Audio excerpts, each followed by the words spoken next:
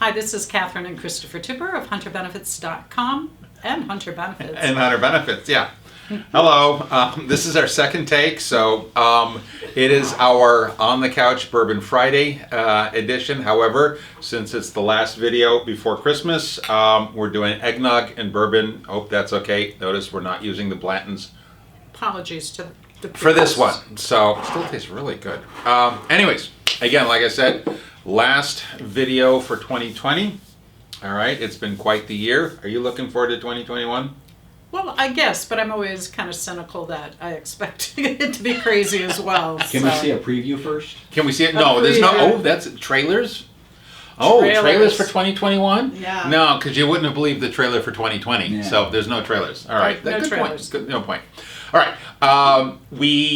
We're going to try to, whenever appropriate, have a new segment before we have our topic of the day, and that's going to be our Washington update. We briefly hinted at this last week, so let's have Christina fill us in with a little bit more of this week's Washington update, and we're talking about 5,500 EZs. Wow. Okay. Yes. No, but seriously, it's a big deal. It's a big deal because now you can file the actual 5,500 EZ electronically for the 2020 plan years. In the past, you either filed the EZ on paper, boo, or you filed the 5,500 SF and made it fit the 5,500 EZ. So there's no, so in 2021 for the 2020 plan year, the SF is not an option for owner-only plans. We're just going to have the EZ, and we're going to be helping everybody do it online electronically. It's super simple. Have you ever bought anything? People who are clients. Well, yes. yeah. Please become a client.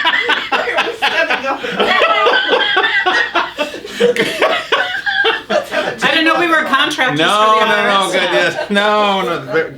Good point. I'll hire some more people if that's happening. That's all right. So, all right.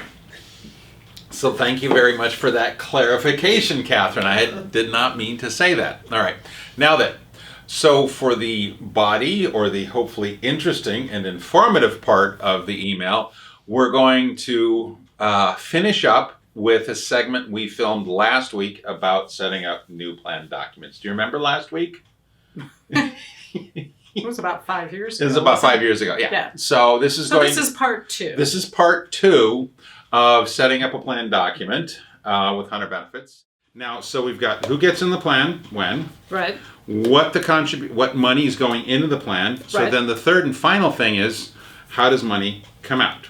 Right. All right. So how do you think money comes out of a plan? What are the three different ways? You quit. You terminate. You die. Oh, interesting. Okay, I was thinking. I was thinking about going down a different road. Okay. Well, how does money come out of the plan? Some people. And what's normal retirement age? Those are. With a 401k plan, the normal retirement age doesn't. That's it. Yeah, loans. I don't know if the categories are loans and distributions, but actually you do make choices on whether you accelerate the retirement date or what can be part of a loan. Right. What pool of money can be used? I mean, those are actually decisions. Exactly. So when we're setting the plan up, we're going to talk about vesting for a discretionary match or profit sharing. Right. Okay. We're going to talk about whether or not there's going to be participant loans in the plan. And oh boy, those conversations can take up an hour.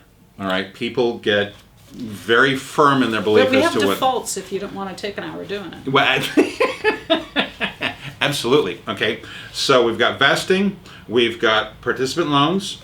There's in-service distributions in general. Right. Okay.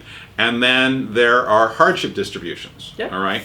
So how you have those four questions answered, all right, is going to depend sometimes on you as the HR person, but then sometimes you as the business owner, what your philosophy. Okay. So can I describe what I see when we're having this conversation with clients? Sure. Okay. So if we have a business owner who's very protective of the money in the plan and really wants the employees to only use it as a retirement benefit, they're not going to allow for loans. they're not going to allow for hardship distributions, and they're not going to allow for in-service until normal retirement age. Okay? But the downside of that is sometimes you have people who don't want to put money into a plan if they don't think that there's an ability to take it out for either emergencies or, emergencies. Thank you very much for, in an unscripted manner, giving the absolute correct answer. Thank you. Perfect. That's where I was hoping you were going to. It does. I know, it does happen. All right. So you can have, we have defaults, but you can have a lot of conversations about participant loans. Okay.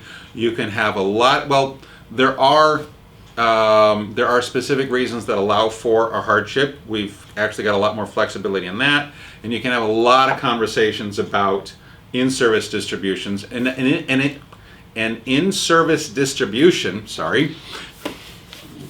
is somebody who is still working there, all right, and has not incurred a distributable event, all right.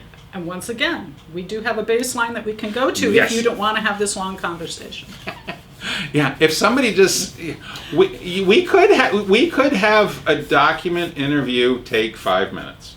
We could, but the one thing that we offer that It's not going to happen. one thing that we offer is that there is the ability to update plans. There really is.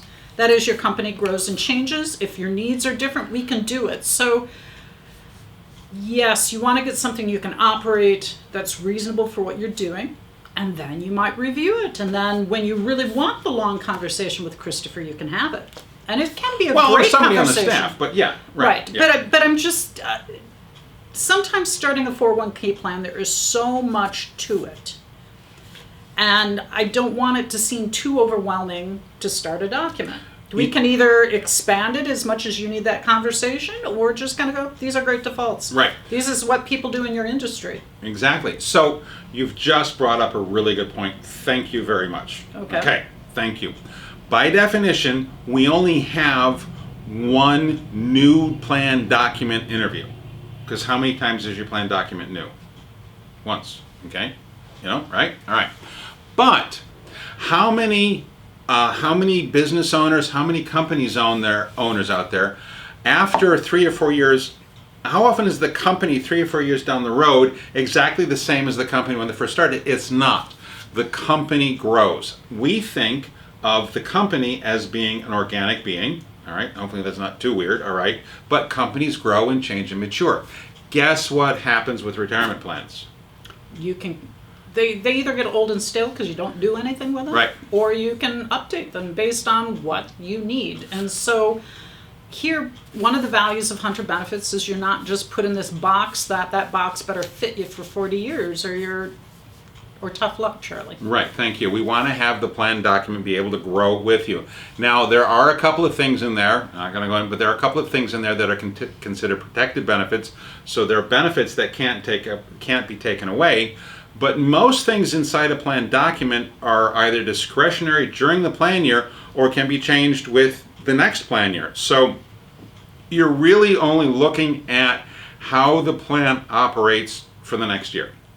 Yep. Okay, so there's a lot of flexibility built in with the language, right? Is there anything? Yep. Okay. I would say that it's Friday afternoon and it's a good time to drink bourbon. So I think that we only should go too far on how much can be done to a plan. Absolutely. Call Christopher. He'll tell you. You can get it individually. Thanks, dear. Okay. Okay.